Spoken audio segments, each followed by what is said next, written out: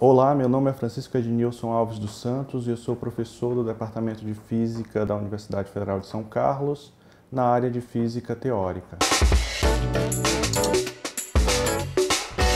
A minha área de atuação, nesse momento, ela é nos chamados condensados de Bose-Einstein.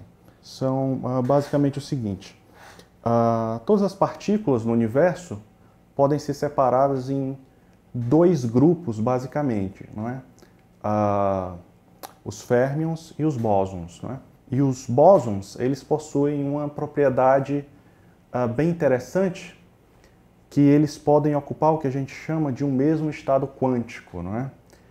E quando a gente pega substâncias compostas de bósons e a gente diminui a temperatura dessa substância bem próxima do zero absoluto, uma quantidade de partículas razoável passa a ocupar o mesmo estado quântico.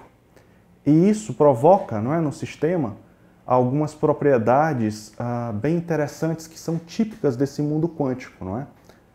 Por exemplo, o isótopo bosônico do hélio, quando ele atinge uma temperatura de uns 2 Kelvin, ele se torna um superfluido, não é? E o que é um superfluido?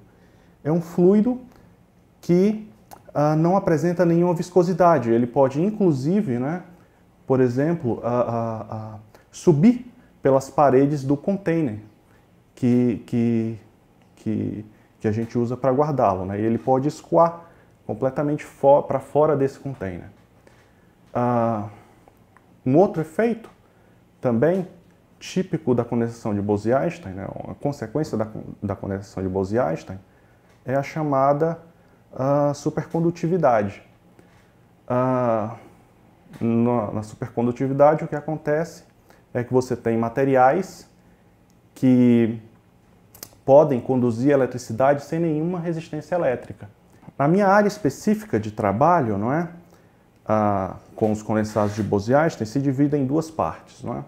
Na primeira, são as chamadas redes óticas. E redes óticas são sistemas em que a gente usa lasers para aprisionar átomos e manipulá-los de forma que a gente pode conduzir o sistema entre diversos estados da matéria, né? Então a gente pode pegar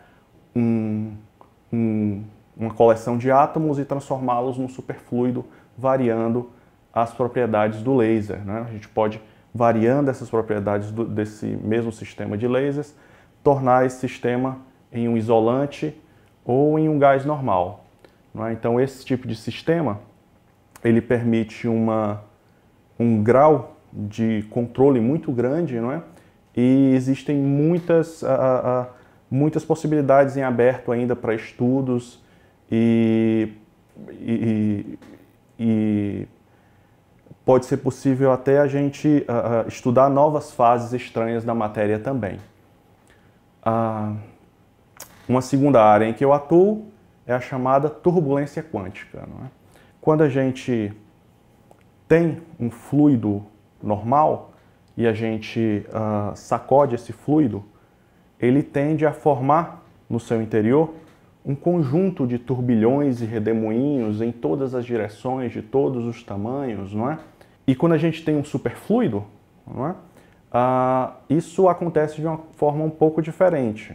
Ao invés desses turbilhões, esses redemoinhos, o que a gente vai ter são filamentos fininhos que podem se movimentar, se combinar, se emaranhar.